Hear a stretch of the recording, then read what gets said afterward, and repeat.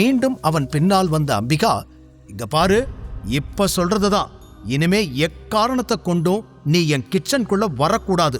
நீ என்ன நினைச்சுக்கிட்டு இருக்க? நீ இந்த வீட்டு மாப்பிள்ளைனா, என்னோட மாப்பிள்ளைனா அது பிரவீன் மட்டும்தான். அவன் சீக்கிரமே இந்த வீட்டுக்கு வந்துருவான். அதுக்குள்ள உன்னை இந்த வீட்டை விட்டு நான் அனுப்பிடுவேன்.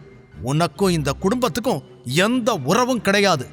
ஏதாவது பண்ணி என் பொண்ணு மனசை மாத்த ட்ரை பண்ணுன, அப்புறம் நான் என்ன பண்ணுவேன்னு எனக்கே தெரியாது என்று அம்பிகா பேசிக்கொண்டே போக சர்வா பதில் சொல்லவில்லை. ஏற்கனவே பசியில் இருந்தவனுக்கு அவரை எதிர்த்து பேச வேண்டும் என்று தோன்றவே இல்லை. நேராக வேதிகாவின் ரூமுக்குச் சென்றான். கதவை திறக்கப் போக உள்ளே அவள் சத்தமாக சிரிக்கும் சத்தம் கேட்டு அப்படியே நின்று விட்டான். சர்வாவை வீட்டை விட்டு அனுப்ப அம்பிகா என்ன முயற்சி எடுக்கப் போகிறாள்? பிறகு கதவை திறந்து உள்ளே செல்ல வேதிகா போனில் யாரிடமோ பேசிக் கொண்டிருந்தாள். இல்ல, எனக்கு ஷியோரா தெரியும், என் பர்த்டே அப்பதான் இந்த அனௌன்ஸ்மெண்ட்டை அங்க பண்ண போறேன்.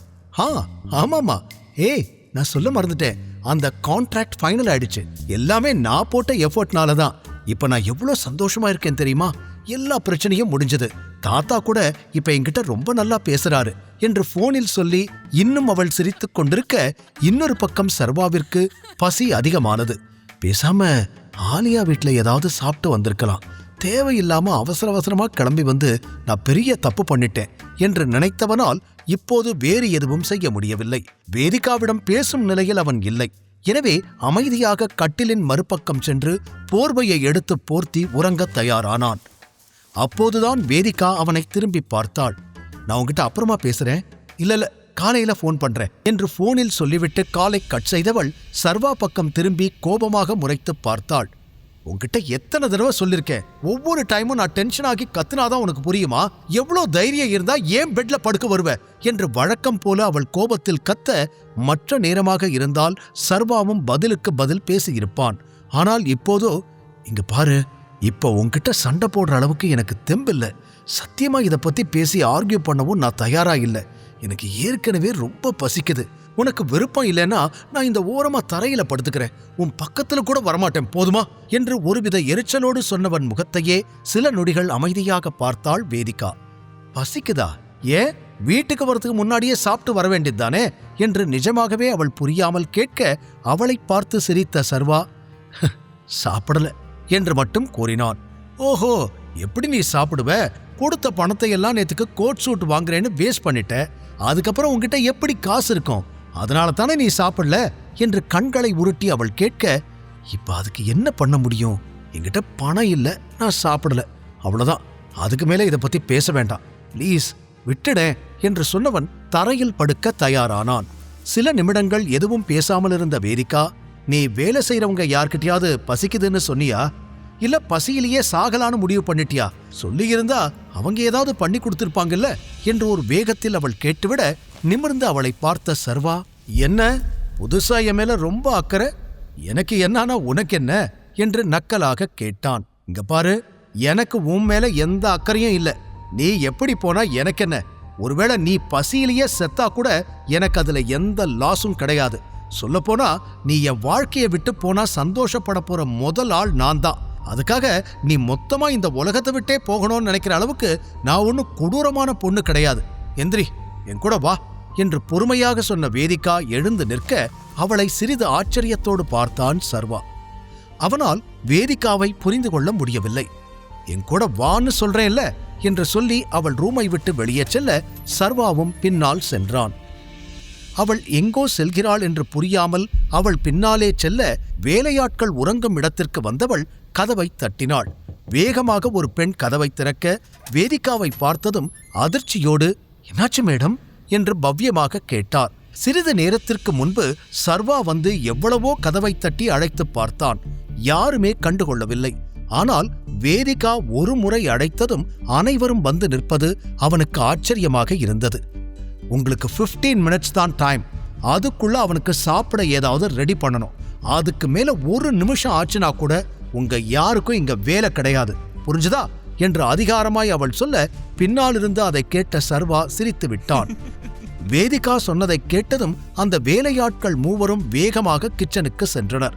வேதிகா அங்கிருந்து கிளம்பவிருந்த சமயம் சர்வா சொன்னான், தேங்க்யூ, இங்க பாரு, உன்னோட தேங்க்யூ எல்லாம் எதிர்பார்த்து நான் இதை பண்ணல. உன் இடத்துல யார் இருந்தாலும் நான் இதைத்தான் பண்ணியிருப்பேன். ஒருவேளை நன்றி கடனா நீ ஏதாவது செய்யணும்னு நினைச்சா தயவு செஞ்சு இந்த கல்யாணத்தை இல்லாம பண்ணிடு. என் வாழ்க்கையை விட்டு எவ்வளோ சீக்கிரம் போக முடியுமோ அவ்வளோ சீக்கிரம் போயிடு என்று அவள் கூறி அங்கிருந்து சென்றுவிட சர்வாவிற்கு சிரிப்புதான் வந்தது. இவ்வளவு நாளாக அவளை ஏதோ பணத்திமிர் பிடித்தவள் என்ற அளவிற்கு யோசனை செய்து வைத்திருந்தான். ஆனால் அவளுக்குள் இருக்கும் மனித நேயத்தை என்று பார்த்ததும் அவள் மீது இன்னும் மரியாதைதான் கூடியது. சிறிது நேரத்திலேயே வேதிகா சொல்லிவிட்டு சென்றது போல அவனுக்கு சாப்பாடு பரிமாறப்பட வேகமாக சாப்பிட்டு முடித்து மீண்டும் சென்று உறங்கிவிட்டான். அடுத்த நாள் காலை வேதிகா ஆபீஸ் செல்வதற்காக தயாராகிக் கொண்டிருந்தாள். இரவு தாமதமாக சாப்பிட்டுவிட்டு உறங்கியதால் சர்வா லேட்டாகத்தான் எழுந்தான். எழும்பொழுது வேதிகா மிகவும் நேர்த்தியாக தயாராகி இருக்க அவளை மேலும் கீழும் பார்த்தவன் குட் மார்னிங் என்று சிரித்துக்கொண்டே கூறினான். விட்டா 12 மணி வரைக்கும் தூங்குவ போல, இதுதான் எந்திரிக்கிற நேரமா என்று தனது மேக்கப்பை சரி செய்து கொண்டே அவனை திட்டினாள். வழக்கமாக அவள் இப்படி பேசினால் அவனும் பதிலுக்கு பதில் சண்டையிடுவான். ஆனால் நேற்று அவள் செய்த உதவிக்கு பிறகு அவளோடு சண்டையிட வேண்டும் என்று சர்வாவிற்கு தோன்றவே இல்லை. அதனால் மெதுவாக எழுந்தவன் தானும் குளித்து ஆபீஸ் செல்வதற்கு தயாராக ஆரம்பித்தான். ரூமிலிருந்து அவன் வெளியே வர மொத்த குடும்பமும் டைனிங் டேபிளில் அமர்ந்திருந்தனர்.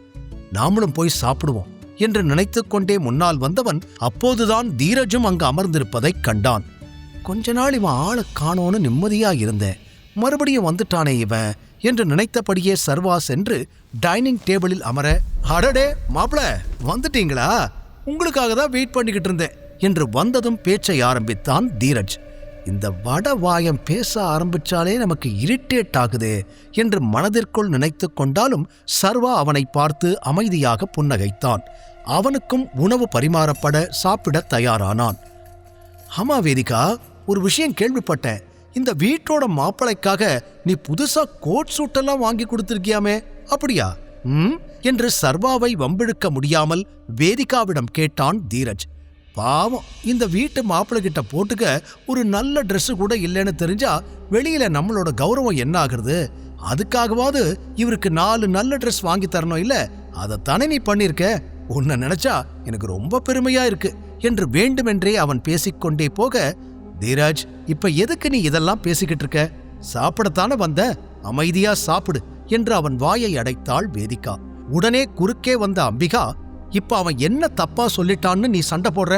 அவன் சொன்னது சரிதானே என்று அம்பிகா கேட்க, அம்மா நான் ஒன்னும் அவனுக்கெல்லாம் ட்ரெஸ் வாங்கி தரல, அவனும் வேலைக்கு போறான், அவன்கிட்டயும் காசு இருக்கு. இதை எதுக்கு ஒரு விஷயமா எல்லாரும் டைனிங் டேபிள்ல உட்கார்ந்து பேசுறீங்கன்னு தான் எனக்கு புரியல என்று வேதிகா கூற, இப்போது அனைவரது பார்வையும் அவள் பக்கம்தான் இருந்தது.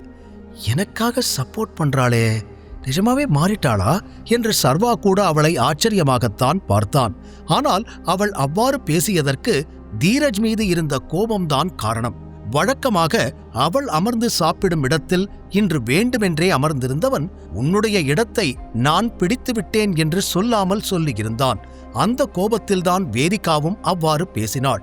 ஹே கூல் வேதிகா, எதுக்கு இவ்வளோ டென்ஷன் ஆகிற என்ற தீரஜ் இப்போது சர்வா பக்கம் திரும்பி, சரி மாப்ள நீங்க சொல்லுங்க, நீங்க என்ன வேலை பார்க்கறீங்க, உங்க சம்பளம் எவ்வளவு என்று கேட்க, அதற்கு சர்வா வாய் திறக்க முன்னரே, நீ இதெல்லாம் தெரிஞ்சுக்க வேண்டிய அவசியம் இல்லை சர்வா, நம்ம வெளியில போகணும், சீக்கிரம் சாப்பிட்டு கிளம்பு என்று அவள் கூறியதும் அவளை ஆச்சரியமாக பார்த்த சர்வா, நாமளா என்றான். ஆமா நாம தான் என்று அவள் மீண்டும் அழுத்தி கூற வேகமாக சாப்பிட்டு முடித்த சர்வா கிளம்பினான். தாத்தா நாங்க போயிட்டு வரோம் என்று வேதிகா முன்னால் நடக்க, அவள் பின்னாலே ஓடி வந்த சர்வா ஏதோ பேச வர, அதற்குள் இங்க பாரு, அதெல்லாம் நான் ஒன்னும் உனக்காக பண்ணல. எஸ், உனக்கு ஹெல்ப் பண்ணிருக்கேன், உனக்கு சப்போர்ட் பண்ணி பேசியிருக்கேன். ஆனா இப்ப நான் பண்ணது எனக்காகத்தான்.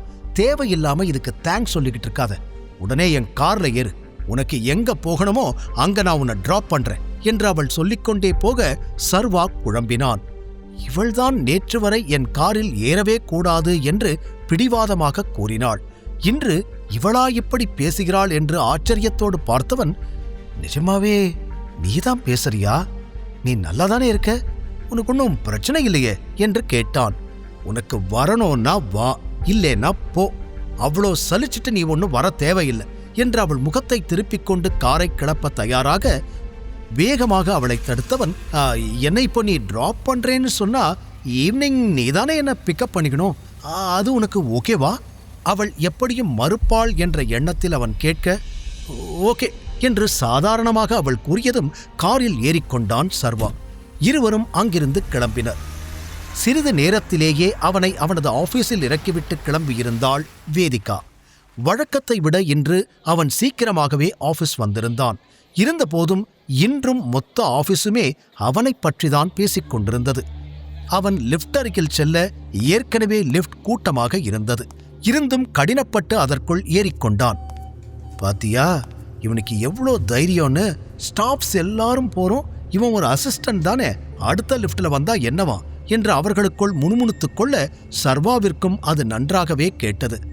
Good morning Sarva, how was your day என்று பின்னால் இருந்து கீர்த்தனாவின் குரல் கேட்க, அப்போதுதான் அவளும் லிஃப்டில் இருப்பதை பார்த்த சர்வா மெலிதாக சிரித்துவிட்டு, very good Keerthana, how about yours என்று பதிலுக்கு அவளிடம் கேட்டான். மைன் வாஸ் கிரேட் டூ என்று அவள் சிரிக்க, லிஃப்டில் இருந்தவர் அனைவருமே அவர்கள் இருவரையும் வினோதமாக பார்த்து கொண்டிருந்தனர். பின் இறங்க வேண்டிய ஃப்ளோர் வந்துவிட சர்வா முதலில் வெளியே வந்தவன் தனது கேபினை நோக்கிச் சென்றான்.